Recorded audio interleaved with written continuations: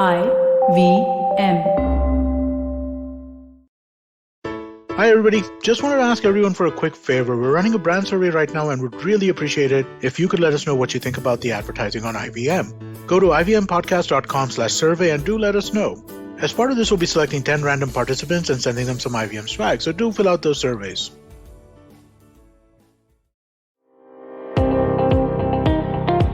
Welcome to All Things Policy, a daily podcast supported by Pragati, a flagship media initiative of the Takshashila Institution. We're a bunch of policy nerds based in Bengaluru, and we like to bring a fresh perspective to Indian affairs and an Indian perspective to global affairs.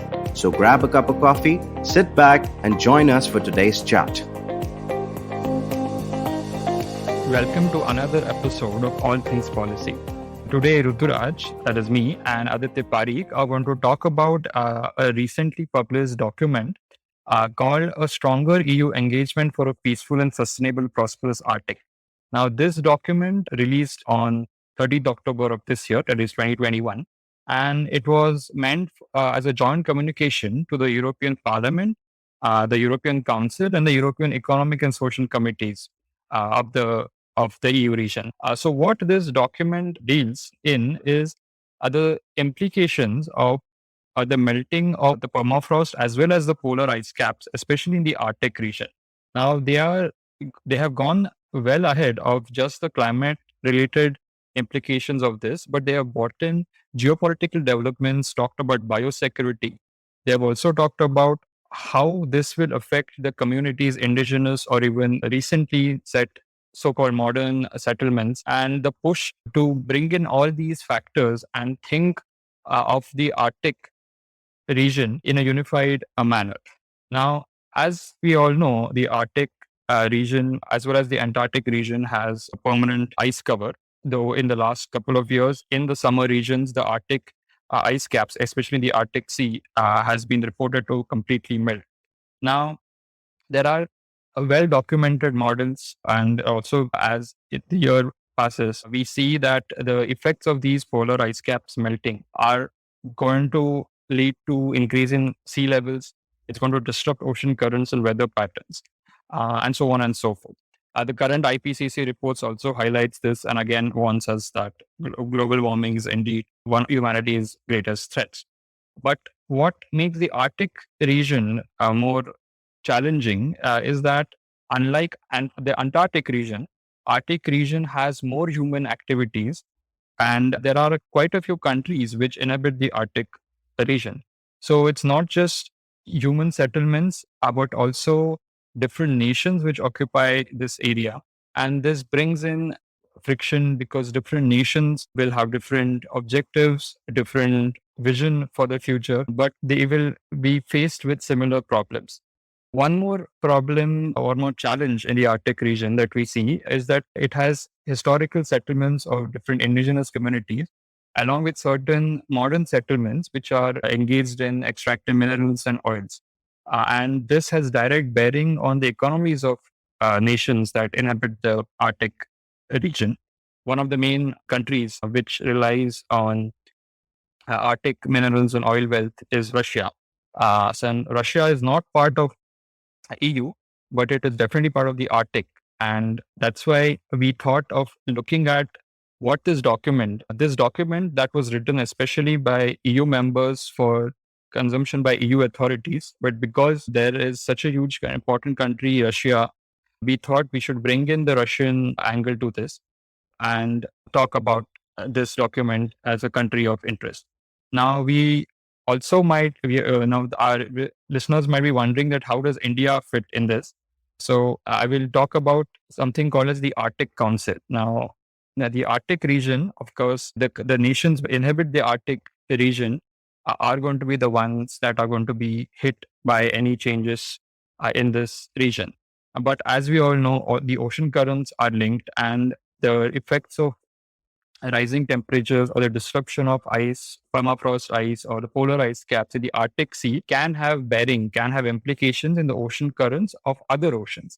And India, as we all know, heavily relies on monsoon, and monsoon winds and monsoon rains that originate in the Indian Ocean, the Bay of Bengal, are known to be affected by changes in the temperature and the ocean currents in Arctic.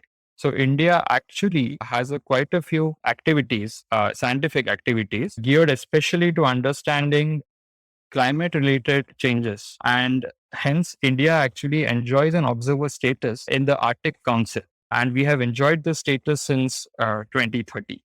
And now I have talked a bit about this document and how India fits in. But as I said, Russia also is an important member of the Arctic region. And I would argue that it would, the changes in Arctic would have slightly more implications for Russia than maybe some other European countries. So I would like to bring in Aditya Parikh, who actively tracks Russia, various Russian aspects with geosecurity or even energy economics. And I would like to ask him that what are the different economic activities that Russia has in the Arctic region? Thanks, Rataraj. It's great to be back on the show. And to be honest, Russia has capability and sees the Arctic as its one of its frontiers, where it has invested a lot of its capabilities and resources for decades since the Soviet times and even a bit before that as something that it took an initiative in because it was just its backyard. It was trying to develop its regions which were historically neglected, and that's still the priority for the Kremlin. If you look at the ministry dedicated to the development of the Russian Far East and the Arctic regions of Russia, that is precisely the quote that shows up on their website by President Putin, that it's their priority for the whole of 21st century. So the idea is Russia is trying to extract as many of the natural resources that it has in the Arctic, which have not yet to reach their fullest potential in terms of their economic viability or exploitation, as I said. So and I don't mean that in a negative connotation kind of a way. So they just haven't been able to use the potential, the wealth of the region. And it can be in terms of the hydrocarbons in the region or the metals that are there, the minerals that are there in the region. And then there are other tertiary sectors as well. Like, for example, the region has not had great internet connectivity. I mean, it's pretty much permafrost everywhere. So it doesn't really have a very robust kind of digital connectivity because of lack of submarine cables or overland cables or satellite cover for that matter.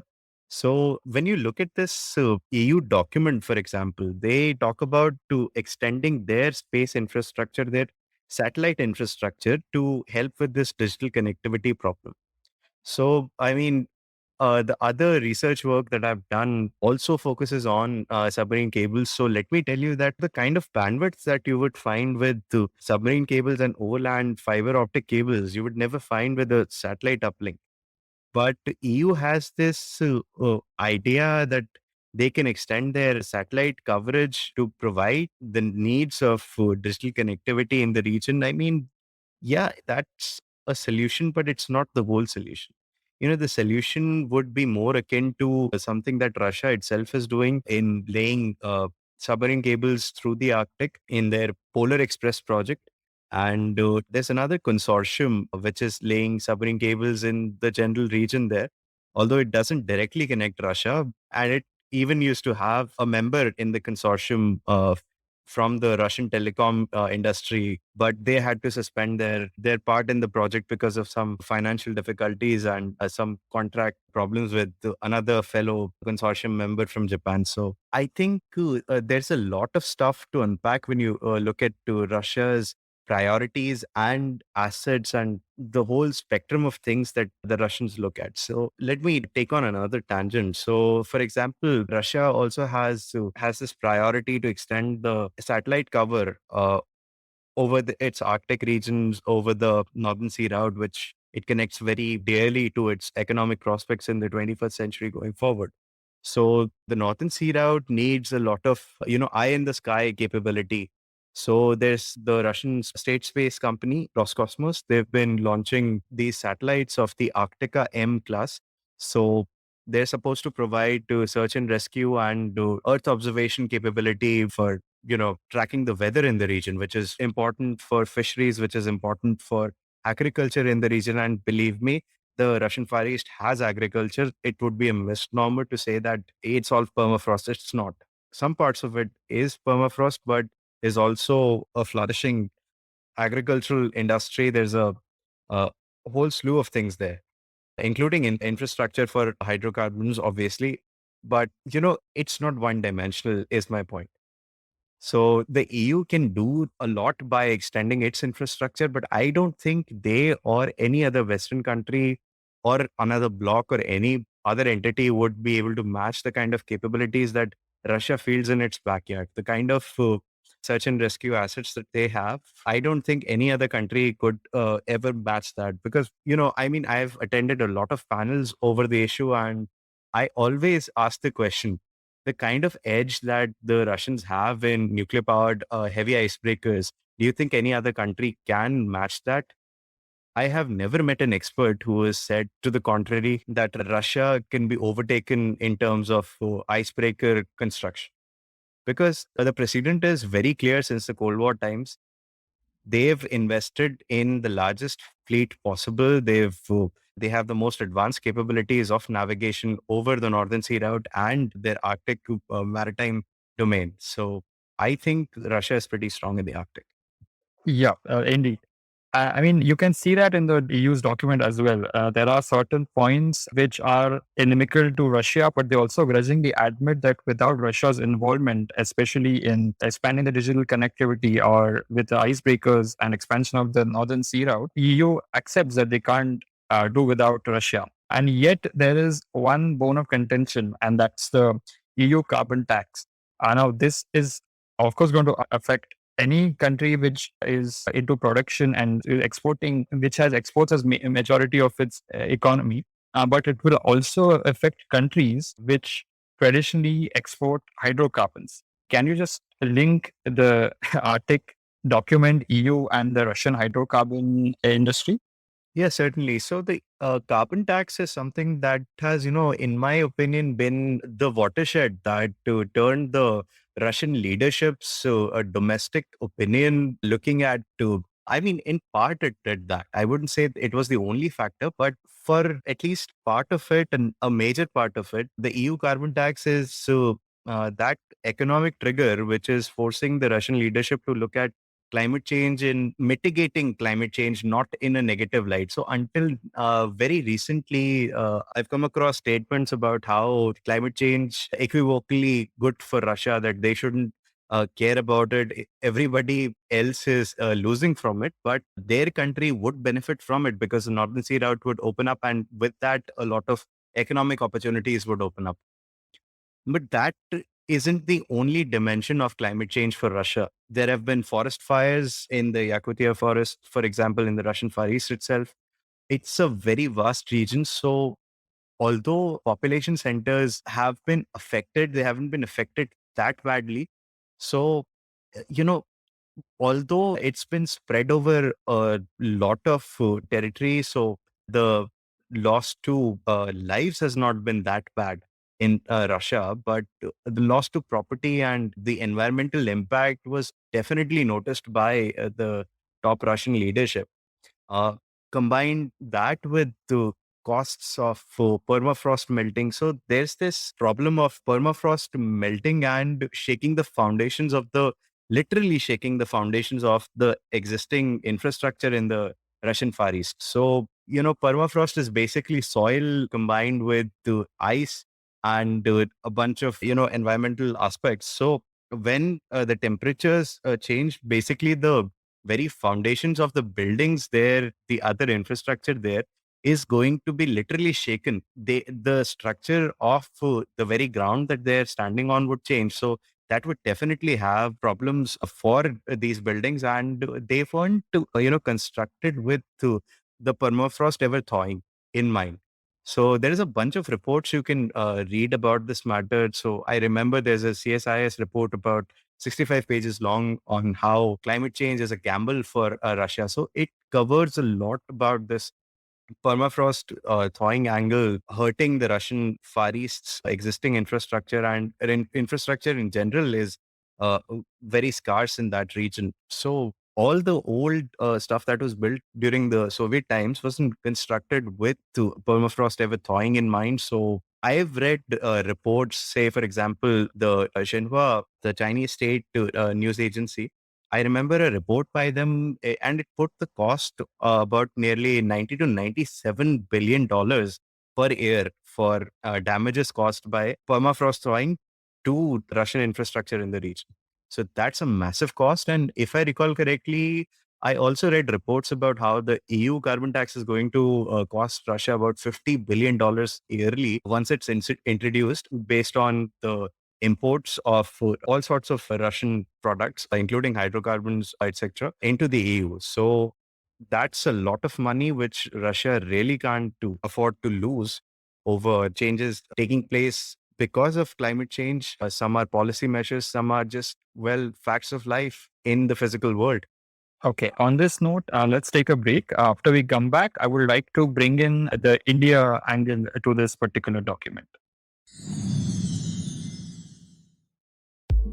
Today, with employees and IT teams no longer working under the same roof, fixing glitchy PCs and proactively managing the PC fleet is increasingly difficult. Intel vPro addresses these problems with two technologies. Intel Active Management Technology establishes a secure connection between Intel IT and Intel vPro-based PCs. In the event of a cyber attack, Intel Active Management Technology, or Intel AMT, lets IT repair and manage multiple systems simultaneously wherever they may be.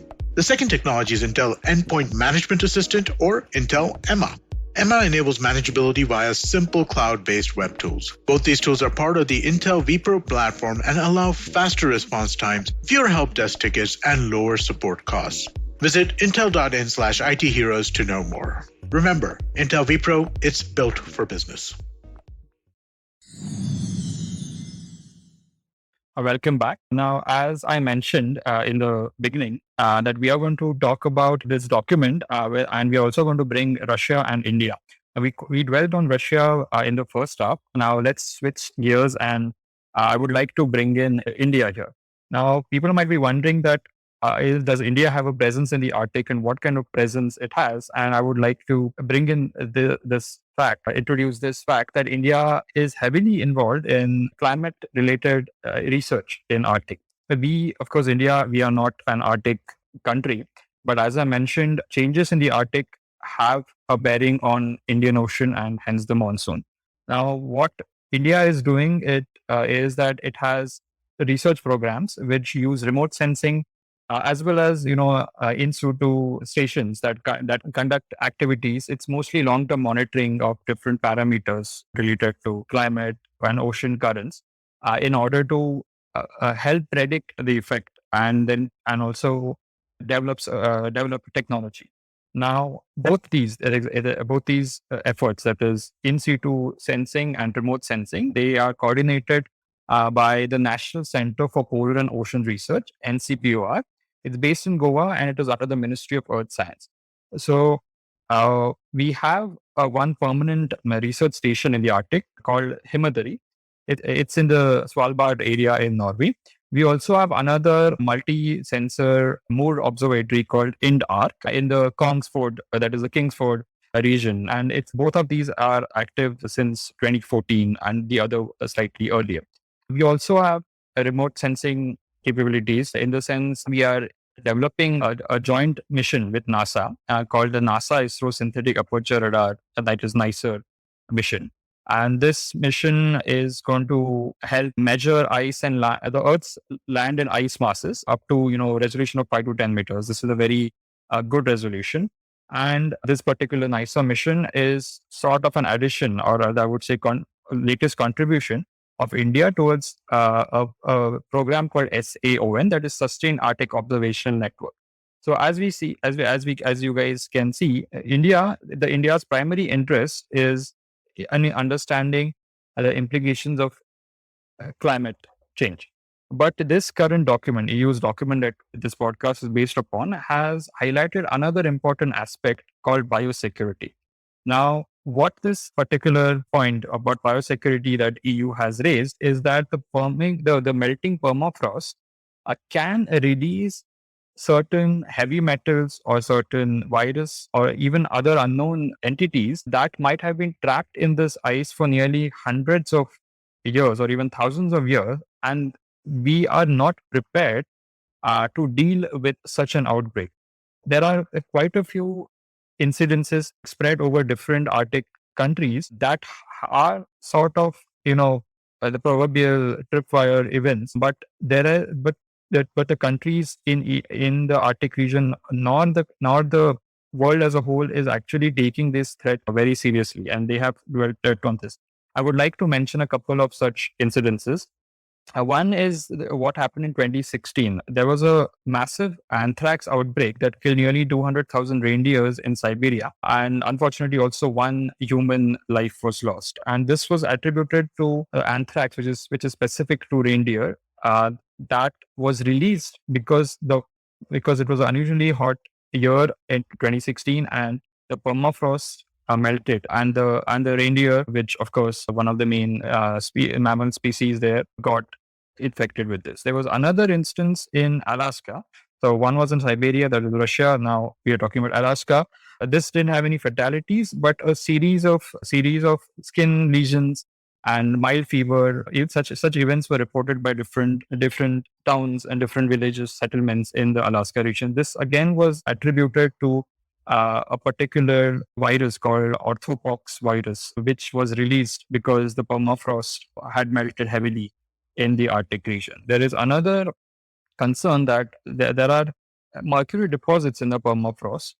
I am not very clear what led to mercury being deposited heavily in permafrost, but there are well documented studies which show that there are mercury deposits that exist in these regions, and if especially in the Arctic region, if the permafrost melts, this mercury will then leach into human settlements or the sea or rivers that run there. And because Arctic, as I mentioned earlier, has a lot of human settlements and human activities, it can lead to another sort of not a disease outbreak, but a health emergency. Now, our listeners might be wondering, how does India fit in here? Is that India, we don't have permafrost regions, but what we have are Himalayan glaciers, and they are melting at an equally alarming rate as well. And similar to Arctic, in fact, more than the Arctic, if we see human settlements in the region of the Himalayan glaciers, especially the downstream regions.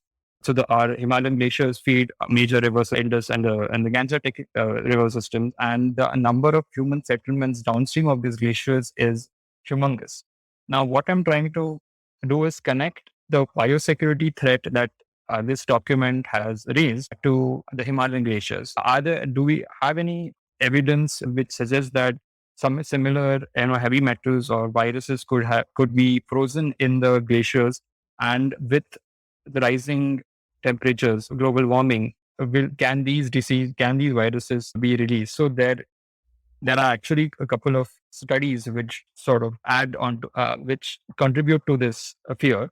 And one such study that happened in the Tibetan glaciers, the northwestern Himalayan region, which discovered 33 frozen viruses. Out of which 28 were novel. So this is a really shocking number. At 28 novel viruses, we don't know whether these will infect humans or this will infect cattle or even vegetation. And because these glaciers are downstream very heavily populated regions, I think India should really look into this biosecurity aspect of climate change. We are involved in climate change research. We're involved in climate change research specific to Arctic, but we have not thought about this particular aspect of biosecurity.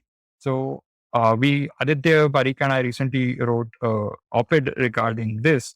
What we were arguing was that anyway, India has a presence in the Arctic. We are part of the Arctic Council. We have a history of cooperation with Russia. We also have certain interest in the Far East in terms of hydrocarbon extraction. We need, of course, carry out these activities, but also bring in the biosecurity aspect, learn the lessons, and understand what are the frameworks, what are the contingencies that EU nations and Russia might be thinking about biosecurity aspects related to permafrost melting, and also pitch into this particular aspect of research.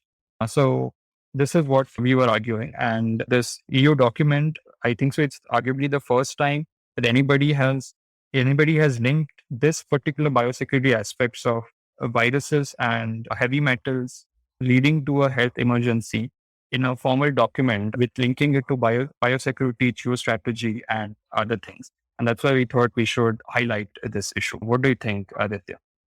Yeah, I agree, Ruturaj. And one more thing about the physical aspect of permafrost thawing. So, since you rightly mentioned that we have interests in Russia's Far East, where permafrost thawing is going to cause some damage in the coming years in really high risk areas where hydrocarbon extraction is also going on, some pipelines are also there. So, it would really be something in India's interest to help along the EU and Russian efforts to study how to mitigate this permafrost thawing threat to the physical infrastructure in that region, in Siberia, in Russian Far East in general, so that our interests there don't lead to financial ruin. We would really want those ventures which we are investing in the Russian Far East to succeed. And for that, I think expending some of our own capital on this research, both in terms of intellectual efforts, are sending over our scientists and getting much needed know-how in the process, just as you mentioned for biosecurity. I think something similar about construction methods for hardening structures against permafrost might prove useful. Yes, totally agree. We need to keep up the cooperation and activities that we have associated with EU and Arctic Council and Russia separately, as well as step up our efforts, especially in these two areas: construction, reinforcement related to permafrost melting, and biosecurity. On this note, I would like to end this podcast. Thanks everyone for tuning in. If you liked our show, don't forget to check out other interesting podcasts on the IVM network. You can tune into them on the IVM Podcast app, ivmpodcast.com, or wherever you listen to your podcasts. You can also follow IVM on social media.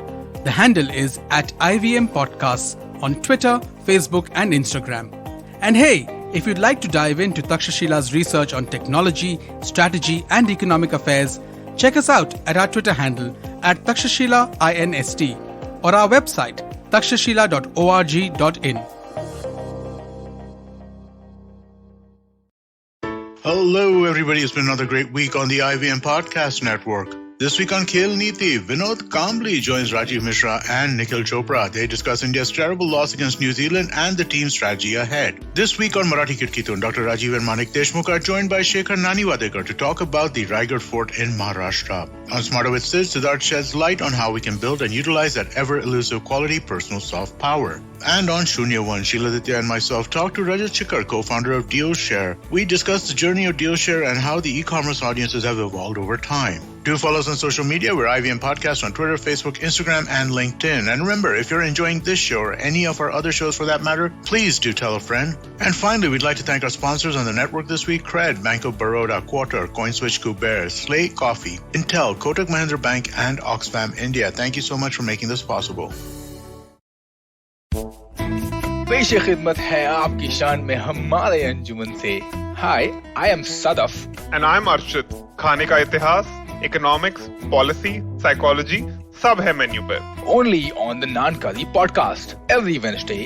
सिर्फ IVM podcast app या website पर या फिर जहां से भी आप अपने पॉडकास्ट सुनते हो.